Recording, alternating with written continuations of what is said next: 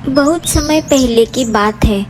कावेरी देवी की 3 बेटियां थी, सपना, काजल और आरती। तीनों बहनें दिखने में बहुत ज़्यादा सुंदर थी, लेकिन उनके सर पर बाल नहीं थे। तीनों बहनें गंजी थी, जिस वजह से उन्हें कॉलेज में, मार्केट में, आसपास में बहुत कुछ सुनना और सहना पड़ता था। तीनों बहनें हमेशा बहुत दुखी रहती थी और अपनी माँ से हमेशा पूछती रहती थी कि उनके सर पर बाल क्यों नहीं है। तब कावेरी देवी अपनी बेटियों को कोई न कोई बहाना देकर टाल दिया करती थी। धीरे धीरे समय बीत रहा था।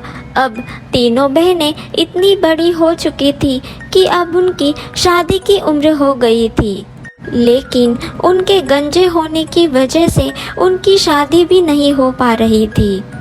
जो भी कोई उन्हें देखने के लिए आता, वो तीनों बहनों को धुतकार कर वहाँ से चला जाता, और वो भी इस वजह से कि वह तीनों बहनें गंजी थी। तो तीनों बहनें हार मान चुकी थी कि कभी उनकी शादी होगी भी, और आसपास की लड़कियां आग छिड़कती थी तीनों बहनों को चिढ़ाकर। अरे दोस्तों, देखो, हमारे मोहल्ले की गंजी लड़कियां आ रही है। आज भी उन्हें लड़के वाले ठुकरा कर चले गए। भला वो भी क्यों न जाते? ऐसी गंजी लड़कियों से भला कौन शादी करेगा? अरे ये तीनों बहनें तो बहुत ही ज़्यादा टेंशन फ्री है। ना ही इन्हें कौन सी हेयर स्टाइल बनाओ इसका टेंशन है, कौन सा शैम्पू लगाओ इसका टेंशन है, और ना ही बाल धोने का टेंशन है। इस तरह से सभी लड़कियां बेचारी तीनों बहनों का बहुत ज़्यादा मजाक उड़ाती है। तीनों बहनें रोते हुए घर आती है। तभी सबसे बड़ी बहन आरती अपनी माँ से कहती है, माँ, आपके सर पर कितने घने लंबे बाल हैं और हम तीनों बहनें गंजे क्यों हैं? आपको पता है सब हमारा कितना मजाक उड़ाते हैं, कोई हमसे दोस्ती भी नहीं करता, और शादी तो हमारी कभी होगी ही नहीं। आज तक न जाने कितने लड़के हमें ठुकरा कर चले गए हैं। माँ, बताओ ना, हम तीनों बहनों के सर पर बाल क्यों नहीं है? हम गंजी क्यों हैं? बताओ ना माँ। अच्छा, मैं तुम्हें आज बता ही देती हूँ। बेटा, मैं एक जादूगरनी हूँ। मेरे पीछे एक दुष्ट चुड़ैल पड़ी थी। बेटा, जब तुम तीनों का जन्म हुआ था तब तुम गंजी नहीं थी। तुम तीनों के बाल तो बहुत ही ज़्यादा सुंदर थे। ऐसे बाल पूरी दुनिया में किसी के नहीं थे। आरती, तुम्हारे जादुई सोने के बाल थे। सपना, तुम्हारे जादुई चांदी के बाल थे। और काजल, तुम्हारे जादुई हीरे के बाल थे। माँ, अगर हमारे जादुई बाल थे तो अचानक हमारे सारे बाल कहाँ गायब हो गए? क्या हुआ माँ? हमारे बाल कहाँ गए? बेटा, उस दुष्ट चुड़ैल को पता चल गया था कि तुम्हारे बाल जादुई है, और वो फिर तुम्हें किसी भी हालत में हासिल करना चाहती थी, ताकि वह तुम्हारे जादुई बाल की मदद से इस दुनिया पर राज कर सके। इसलिए मैंने तुम्हारी जान बचाने के लिए तुम्हारे बालों की बलि चढ़ा दी, और तुम तीनों को हमेशा हमेशा के लिए गंजा कर दिया। उस दिन से आज तक मैंने अपनी जादुई शक्तियों का इस्तेमाल नहीं किया है, और फिर तुम्हें वहाँ से बहुत दूर यहाँ पर लेकर आ गई। तीनों बहनों को अपने जादुई बाल के बारे में सुनकर बहुत दुख होता है। कावेरी देवी और तीनों बहनें बहुत फूट फूट कर रोती है। ऐसे ही समय बीत रहा था। एक दिन कावेरी देवी के पास एक बूढ़ी औरत आती है और उससे कहती है, मैंने सुना है तुम तुम्हारी तीनों बेटियों की शादी करना चाहती हो, लेकिन उनकी गंजी होने की वजह से उनकी शादी नहीं हो पा रही। अरे कावेरी बहन, सुंदरता तो दिल से होनी चाहिए। तुम्हारा मैंने गांव में बहुत नाम सुना है। तुम सबकी मदद करती हो। जरूर तुम्हारी बेटियां भी तुम्हारी तरह अच्छे स्वभाव की होगी। मुझे नेक और सुशील बहू चाहिए जो मेरे घर को स्वर्ग बना दे। क्या तुम अपनी बेटियों की शादी मेरे बेटों से करा दोगी? मुझे तुम्हारी बेटियां पसंद है। अरे माँ जी, आपने तो मेरी सारी मुश्किलों को हल कर दिया। आपका बहुत बहुत धन्यवाद।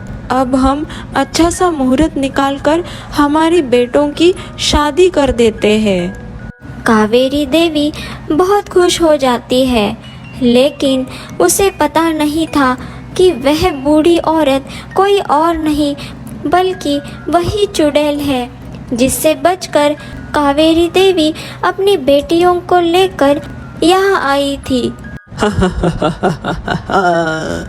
बेवकूफ कावेरी, मैंने तुझे इतने सालों बाद भी अच्छी तरह से पहचान लिया, लेकिन तू मुझे पहचान नहीं पाई। तूने अपनी बेटियों के बाल हमेशा हमेशा के लिए गायब कर दिए थे ना, लेकिन मैं मेरे शैतान बेटों से तुम्हारी बेटियों की शादी कर दूंगी तो उनके बाल वापस आ जाएंगे और उसके बाद उन्हें अपनी बहू बनाकर उनकी बालों की मदद से मैं इस दुनिया पर राज करूंगी, राज। ऐसा सोचकर वह चुड़ैल बहुत खुश हो रही थी। वहीं दूसरी तरफ कावेरी अपनी तीनों बेटियों के साथ शादी की शॉपिंग कर रही थी। शॉपिंग करने के बाद कावेरी को वही चुड़ैल नजर आती है। तभी कावेरी आवाज लगाती है, अम्मा जी सुनिए, अम्मा जी। लेकिन वह चुड़ैल नहीं सुनती। तभी कावेरी और उसकी बेटियां उस चुड़ैल का पीछा करती है और वह चुड़ैल अपनी गुफा में जाती है और अपने शैतान बेटों से बातें करती है। तभी कावेरी को पता चल जाता है कि ये तो वही चुड़ैल है जो हमेशा से उसके पीछे पड़ी थी। दुष्ट चुड़ैल, तूने मुझसे मेरा पति छीन लिया, मेरी बेटियों का बचपन छीन लिया और अब मेरा पीछा करते करते यहाँ तक आ गई। दुष्ट चुड़ैल, तू अपने शैतान बेटों से मेरी बेटियों की शादी कराकर उनके जादुई बालों की मदद से इस दुनिया पर राज करना चाहती है। दुष्ट चुड़ैल, मैं तुझे तेरे इन इरादों में कामयाब नहीं होने दूंगी। अब तू मेरे चंगुल में फंस चुकी है। अब मेरे बेटों से तेरी बेटियों की शादी तो होकर ही रहेगी। अब मुझे कामयाब होने से कोई नहीं रोक सकता, तू भी नहीं। मेरी प्यारी बेटियों, तुम तीनों यहाँ से बहुत दूर भाग जाओ। भाग जाओ मेरी प्यारी बच्चियों, बहुत दूर भाग जाओ यहाँ से। माँ, हम आपको यहाँ अकेला नहीं छोड़ सकते। ये चुड़ैल और उसके बेटे बहुत ज़्यादा खतरनाक हैं। हम आपको लिए बिना यहाँ से नहीं जाएंगे। कावेरी देवी अपने बेटियों से साफ मना कर देती है कि वह उस दुष्ट चुड़ैल का नामो निशान खत्म किए बिना वहाँ से कहीं नहीं जाएगी और वह अपनी जादुई शक्तियों की मदद से एक चटाई प्रकट करती है और अपनी तीनों बेटियों को उस पर बैठने के लिए कहती है। सपना, काजल और आरती बहुत रोती है, लेकिन वह अपनी माँ के जिद के आगे हार जाती है और वह तीनों उस जादुई चटाई पर बैठकर उस दुष्ट चुड़ैल से भागने में कामयाब हो जाती है। और वही दूसरी तरफ कावेरी देवी उस दुष्ट चुड़ैल को मारने की कोशिश करती है। कावेरी देवी उस दुष्ट चुड़ैल के तीनों शैतान बेटों को मारने में कामयाब हो जाती है, लेकिन उस दुष्ट चुड़ैल को मारने में वह कामयाब नहीं होती और वह दुष्ट चुड़ैल कावेरी देवी को मार देती है और वह चुड़ैल तीनों बहनों का पीछा करने के लिए चली जाती है, लेकिन वह तीनों बहनों को पकड़ नहीं पाती।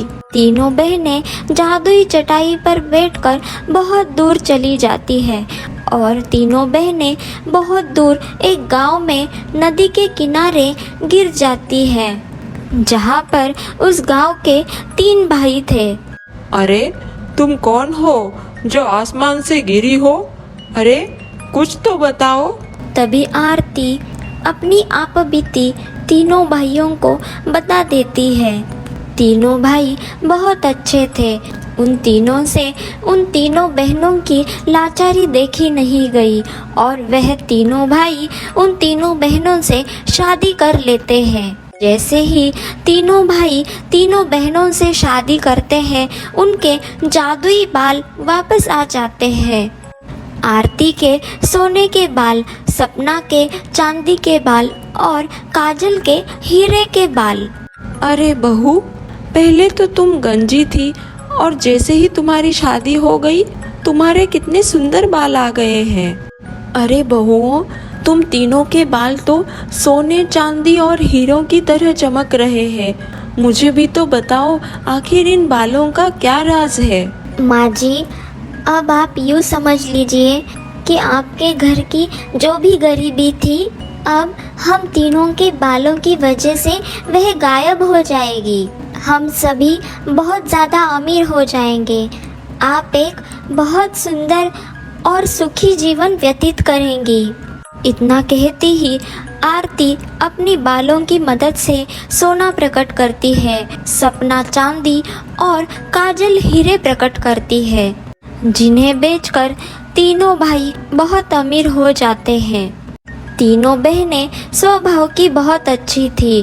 तीनों बहनें गांव से गरीबी दूर करना चाहती थी, इसलिए तीनों बहनें अपनी बालों की मदद से गांव में सोना चांदी और हीरे बांटती थी, जिसकी वजह से गांव में सुमित्रा देवी, उसके तीनों बेटों और तीनों बहुओं का बहुत ही ज़्यादा नाम हो रहा था।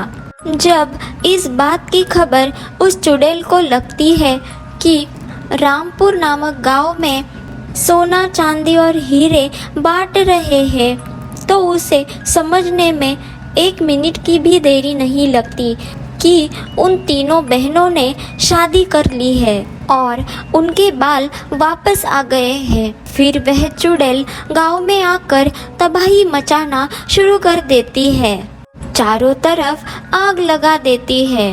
माँ जी, वह चुड़ैल गांव में आ गई है, आप घर से बाहर मत निकलिए। अब तो हम तीनों उस चुड़ैल का सर्वनाश करके ही वापस आएंगे। ऐसा कहकर वह तीनों बहनें उस दुष्ट चुड़ैल को सबक सिखाने के लिए उसके सामने आ जाती है। तभी वह चुड़ैल बहुत ज़्यादा खुश हो जाती है। तुम तीनों बिल्कुल अपनी माँ पर गई हो। वो भी गरीब लोगों की बहुत मदद करती थी, उससे भी गरीब लोगों की परेशानी देखी नहीं जाती थी। अच्छा हुआ तुम तीनों मेरे सामने आ गई। अब मैं तुम तीनों के बालों की मदद से इस दुनिया पर राज करूंगी। दुष्ट चुड़ैल, ये तेरी सबसे बड़ी भूल है कि तू हम तीनों को मारकर हमारे जादुई बालों की मदद से इस दुनिया पर राज करेगी। अब तू मरने के लिए तैयार हो जा। वह चुड़ैल तीनों बहनों को मारने की बहुत कोशिश करती है, लेकिन वह अपने मकसद में कामयाब नहीं हो पाती और तीनों बहनें अपने जादुई बालों की मदद से उस दुष्ट चुड़ैल को मार देती है। उसके बाद उस दुष्ट चुड़ैल की वजह से गांव में जो भी नुकसान हुआ था, उसकी भरपाई के लिए तीनों बहनें अपने जादुई बालों की मदद से सोना चांदी और हीरे गांव में बांट देते हैं। तीनों बहनें बहुत खुश हो जाती है कि उन्होंने अपनी माँ का बदला ले लिया और उनके सर पर जो खतरा था वो भी हमेशा हमेशा के लिए टल गया था। अब तीनों बहनें अपने ससुराल में अपने तीनों पतियों के साथ हंसी खुशी जीवन व्यतीत करती है। अगर ये कहानी आपको अच्छी लगी हो तो हमारे चैनल को सब्सक्राइब ज़रूर करें और कहानी को लाइक कमेंट ज़रूर करिए।